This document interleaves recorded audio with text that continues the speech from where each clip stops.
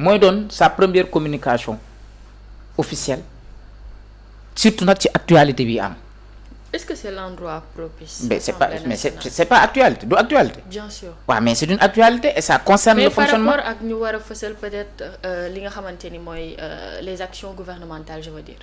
waaw mais xam nga dañ koy laaj li ñu wax ci action gouvernementale mais aujourd'hui le constat est que tey ñi incarner les plus hautes institutions de notre pays ces personnages là tey dañu am ay jafe-jafe et loolu dafay affecter le fonctionnement du gouvernement ça affecte léegi nag à l'Assemblée nationale loola interrogation yooyu mënu fa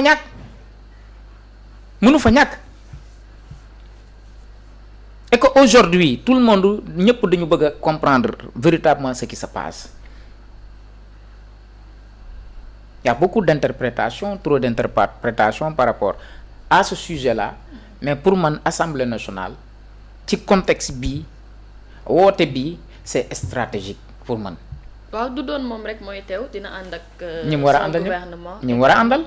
ñooñu aussi tey lan moo war a doon seen taxawaay par rapport ak li ngay wax. bon je ne sais pas. parce que ak l'actualité. parce que Sonko moom xam nga ko moom ku ko interpeller moom dana la tontu moom waaw pour man tribune la beneen tribune la rek. waaw beneen tribune la pour. parce que Sonko mooy li ma la wax pare na nag ça signifie beaucoup de choses ah. mën nañ ci xaar lu bari. waaw lu bari mën nañ ci xaar déplacement bi nag nee naa la bëgguma si dugg mais yii yëpp boo xoolee si même jamono ji ak même contexte bi am na lu muy mandargaal. waaw dinaa ñëw ci déplacement bi tout à l'heure Cheikh Oumar dab ngañ ci jotaay bi ma bàyyi la nga ñëw internet yi. di nuyu ñëpp di ziar ñëpp di jégalu un peu ci tali bu xat. xam naa altine bi la. di nuyu ñëpp di ziar ñëpp waaw. delloo ziar bu baax. ok naka mu. sant alhamdulilah anytime. sinon yaa ngi cool. waaw alhamdulilah. noonu la yal na yàlla xeeb dolli. moom alhamdulilah rek. waaw sant yàlla rek. waaw wotu naa dégg nga. wotu naa. non pour man da ngaa peñewu rek. non du loolu sama coiffeur. may naa la peñe de ana peñe bi. sama coiffeur maa ngi koy nuyu. tuuma may naa la peñe. ma di yenu naa la fi keroog. yow nga fekk boo ma fekkee ma taxaw nga yenu ma ban njëriñ la maman dama ko yenu mu xeeb yenu ma wàccee ko arasaat ko. non da nga ko bett. yow yaa ngi ma bett maa ngi romb di dem. baax na yow xam nga ni Cheikh Omar bu doon. Aziz Ndiaye na tëgg suñu. waaw bu ñu paree ñu jàkkaarloo. chroniqueur yi bu ñu leen dajale woon tournoi benn par benn ma samp ku nekk ma defal ko bagage. yàlla baax na. waaye dégg nga liñ la si wax. maa ngi nuyu sama coiffeur bi Toumani moom rek a may wat daf maa gëj a wat ndaxte ndekete dañ koo may soxna Toumani léegi pour mu toog rek problème la. waaw léegi bu pare loo ko wax mu ne la moom fu mu toll nii kenn la woon léegi ñaar la maa ngi koy nuyu di nuyu ñëpp nga ne li ñuy waxtaanee ci réew mi nga ne. ayca premier ministre. war a dem assemblée. vendredi 28 novembre tontu ci laaj yi nga xam ni député yi dinañ ko jébbal ànd ak son gouvernement waaye itam dëppoo ak l'actualité luñ ci mën a xaar vu contexte bi fi mu toll. waaw dama dégg sëriñ mi abordé sëriñ moom bu waxee rek.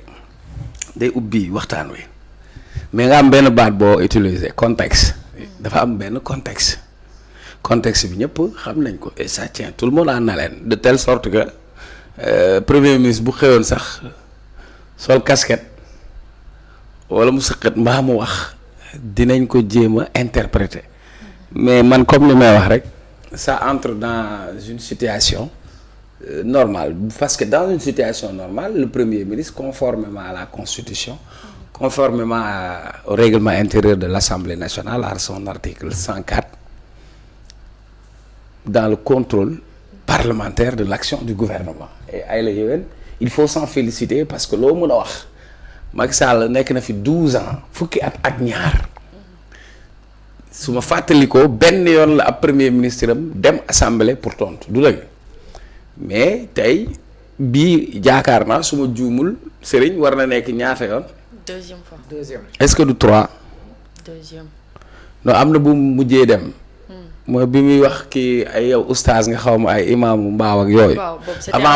avant boobu njëkkoon na dem. bon après on verra donc c'est une chose tout à fait normale balaa may ñëw ci contexte bi dafa am ñu toogoon Serigne.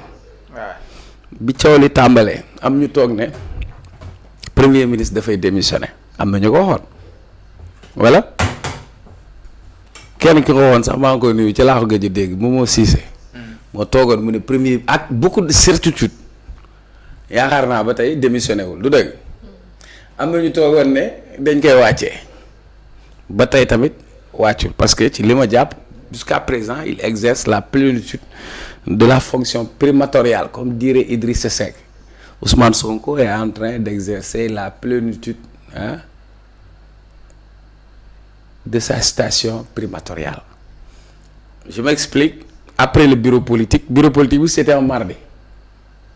Conseil des ministres am na Ousmane Sonko teew na ci conseil des ministres bi voilà mu ngi agir mu ngi dox ci cër bi nga xamante ni moom la amee en tant que premier ministre kon pour man su demee assemblée nationale ça signifie tout simplement que moom il incarne l'exécutif en tant que chef de gouvernement pour aller faire face aux parlementaires et d'ailleurs suy dem il va y aller avec le gouvernement. Maintenant quand on parle de questions d'actualité noonu lañ ko tuddee ku mel ni Guy Marius Sagna xam nga dafay bind ay questions am na yu ñuy wax question orale question écrite il y a beaucoup de questions yoo xamante ne elles ont été posées sur la table mais exercice bi premier ministre du ñëw ba foofu ñu koy doog a laaj dafa am benn délai Serigne dafa am ay questions yoo xam ni dañ koy laaj dañ koy organiser du doon pëccëxoo député bi war a laaj am na diir buñ ko jox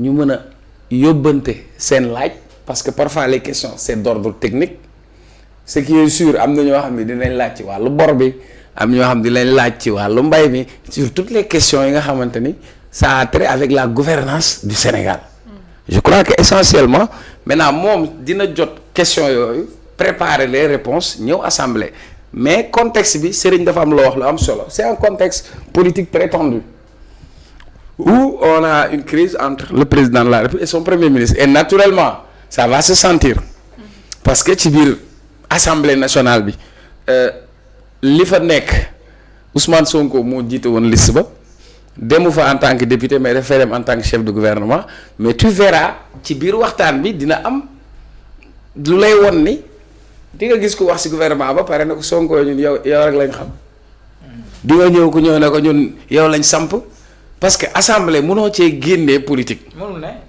pour loolu la sax. Maintenant textuellement du point de vue réglementaire quand on parle de questions d'actualité ça veut dire que des députés interpellent le gouvernement sur la gouvernance lii question état la ça n'a rien à voir avec le truc politique maintenant l'assemblée du daayra ñi fa dem dañoo politique moo leen fa dugal yëngu-yëngu politique su amee foofu ñu wax ci foofu mu feeñ ci donc pour man ñaari interprétation laa ci am Serigne mooy kon pour l'instant nañ jàpp ni y a une normalisation y a un dégel coow lu muy bëri Ousmane Sonko demeure et reste le premier ministre du Sénégal dem na conseil des ministres le 28 bii di aljuma dina dem jàkkaarloog ndaw askan bi député yi ci ay laaj ak ay tontu et puis man dama jàpp ni sax lu ñu war a féliciter la parce que gouvernement yi fi jàll yëpp on n'a jamais vu un premier ministre autant de fois di dem assemblée di jàkkaarloo ak député yi di leen laaj di leen tontu.